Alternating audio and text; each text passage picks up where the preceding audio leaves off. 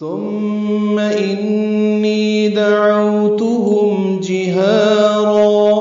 ثم تھا نرمی سے ادا ہوگا، میم مشدد پہ غنہ ہے. ثم انی نون مشدد پہ غنہ ہے اور یا مدہ ہے تو حرکات لمبا کریں گے.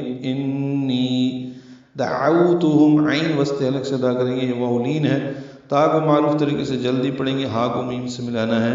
میم ساکن پہ اظہار شفوی ہے. جہارا ہا الف مدہ ہے، اقصی حلق سے ادا ہوگا تو حرکات لمبا ہوگا. را پر پڑھیں گے، الف مدہ ہے تو حرکات لمبا کریں گے، مد عوض ہو جائے گی وقفاً. ملانے کی صورت میں آگے ثا ہے تو جہاراً ثم یعنی اخفا کرنا ہوگا. پھر میں نے ان کو بلند آواز سے دعوت دی. ثم انی اعلنت لهم واسررت لهم اسرارا.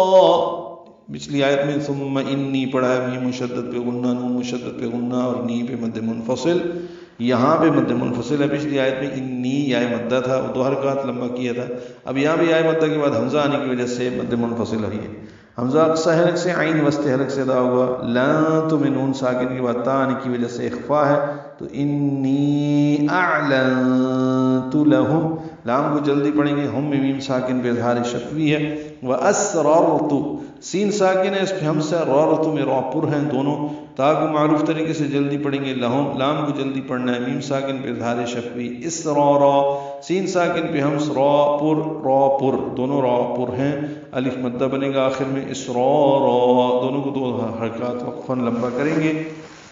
اور ملانے کی صورت میں آگے فا ہے تو اسراراً فقلت اخفا کرنا ہوگا تنوین کے بعد فا آنے کی وجہ سے. پھر میں نے ان کو اعلانیہ بھی اور چپکے بھی سمجھایا. فقلت استغفروا ربکم، فا کو جلدی پڑھنا ہے، قاف پر لام ساکن پہ اظہار، تا پر پیش ہے، اس کو سین سے ملانا ہے. فقلت استغفروا سین ساکن ہے، اس پہ حمزہ ہے، اصل میں استغفروا اس کا حمزہ عارضی ہے تو تا کو سین سے ملایا گیا. غین ساکن اظہار ہے، پر پڑا جائے گا. را بھی پر ہے، رو واو مدہ ہے، دو حرکات لمبا کریں گے. پھر را پر ہے، ربکم میں زبر کی وجہ سے، کم میں میم ساکن پہ اظہار شفوی. انہو کان غفارا، ان میں نون مشدد پہ غنہ، ہو مد صلہ تو حرکات لمبا، کانا الف مدہ تو حرکات لمبا. غین پر فا سے ملائیں گے، فا الف مدہ ہے تو حرکات لمبا کریں گے.